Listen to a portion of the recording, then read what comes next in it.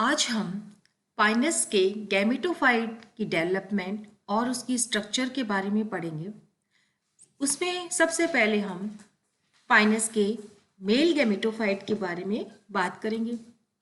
जैसे कि हमने पिछले लेक्चर्स में पढ़ा था कि Pinus is heterosporous, means Pinus एक विषम बीजाणुक प्लांट है, जिम्नोस्पर्म है।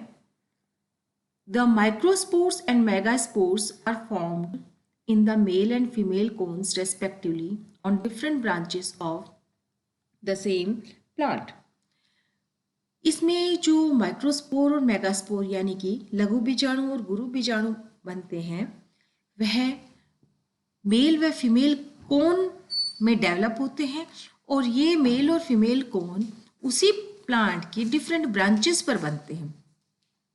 हमने जाना था कि माइक्रोस्पोर और मेगास्पोर का निर्माण अर्धसूत्री विभाजन से होता है, इसलिए ये हैप्लॉइड होते हैं, अगुणित होते हैं और इन स्पोर्स से गैमेटोफाइट का डेवलपमेंट होगा। इसलिए माइक्रोस्पोर और मेगास्पोर को first cell of the gametophyte कहते हैं। इस स्लाइड में हम मेल गैमेटोफाइट के डेवलपमेंट को या उसके परिवर्धन को स्टडी कर रहे हैं। मेल गैमेटोफाइट की डेवलपमेंट को हम दो पॉइंट्स के अंतर्गत पढ़ते हैं, before pollination and after pollination. Before pollination के अंतर्गत ही हम माइक्रोस्पोर की स्ट्रक्चर भी देख लेते हैं। माइक्रोस्पोर में मुख्यतः एक्साइन और इंटाइन परत होती है।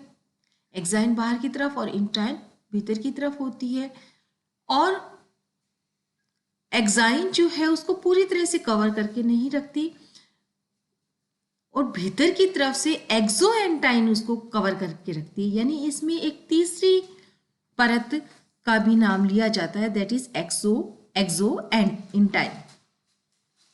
यह एक्सो इंटाइन इसके विंग्स का निर्माण करती है। तो पाइनस के जो माइक्रोस्पोर होते हैं वो पंख युक्त या विंग्ड होते हैं। एक्साइन उनमें बाहर की परत, इंटाइन उनमें भीतर की परत और उनके बीच में एक्सो इंटाइन। हैप्लॉइड होते हैं, न्यूक्लियस इनमें है, आपको डायग्राम में दिख रहा है। तो ये हो गई इसकी माइक्रोस्पोर की स्ट्रक्चर। आगे इसमें बी डायग्राम के अंदर माइक्रोस्पोर में सेल डिवीजन स्टार्ट हो गया है, यानी माइक्रोस्पोर से मेल गैमेटोफाइट का निर्माण यहाँ पर शुरू होता है। इसके न्यूक्लियस में फर्स्ट डिवीजन होता है। फर्स्ट डिवीजन होने से दो सेल्स बनेगी,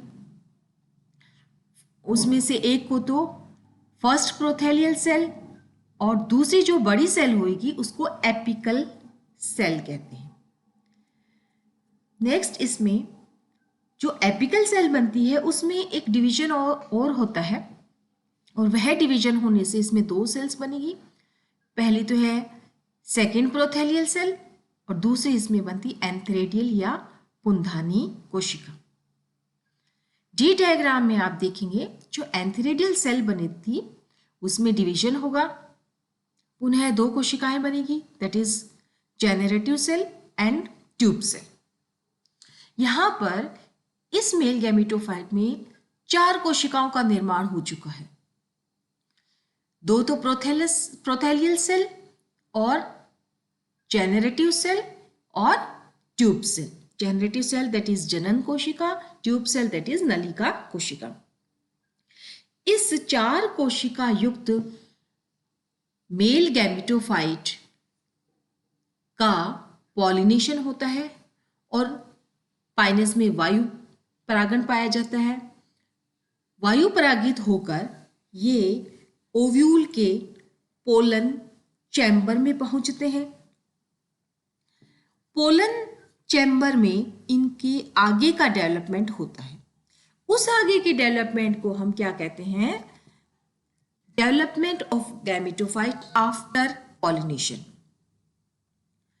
तो इस सेकेंड जो इसमें डेवलपमेंट होगा उसको हम ई डायग्राम से शुरू करेंगे। ई डायग्राम में जैसे आप देख रहे हैं कि इसमें पोलन ट्यूब का निर्माण हो चुका है इस पोलन ट्यूब का निर्माण इसमें पाए जाने वाली ट्यूब सेल के द्वारा होती है। यानी इनकी जो पोलन माइक्रोस्पोर्स की जो इंटाइन होती है वह एक्सटेंड करके पोलन ट्यूब बनाती है और उस एक्सटेंडेड पार्ट में उसका ट्यूब न्यूक्लियस पाया जाता है। नेक्स्ट इसमें इसकी जो जेनरेटिव सेल थी उसमें एक डिवीजन होता है और उसमें डिवीजन होने से इसमें दो सेल्स बनती है, स्टार्क सेल और body cell. Stalk cell that is व्रंत कोशिका, बॉडी सेल दैट इज काय कोशिका। नेक्स्ट इसमें ई के बाद में आप देखेंगे एफ डायग्राम देखेंगे। एफ में नेक्स्ट डिवीजन हो चुका है और यह डिवीजन इसकी बॉडी सेल या काय कोशिका में होता है और यह डिवीजन होने से इसमें दो मेल गैमेट्स नर युग्मकों का निर्माण होता है। इन नर युग्मकों का निर्माण इसमें निषेचन से कुछ पहले, फर्टिलाइजेशन से कुछ पहले ही होता है और इसमें पाइनस में जो है डेवलपमेंट स्टार्ट, मेल गैमेटोफाइट का डेवलपमेंट स्टार्ट होने और मेल गैमेट्स के निर्माण होने में लगभग 1 वर्ष का समय इसमें लग जाता है।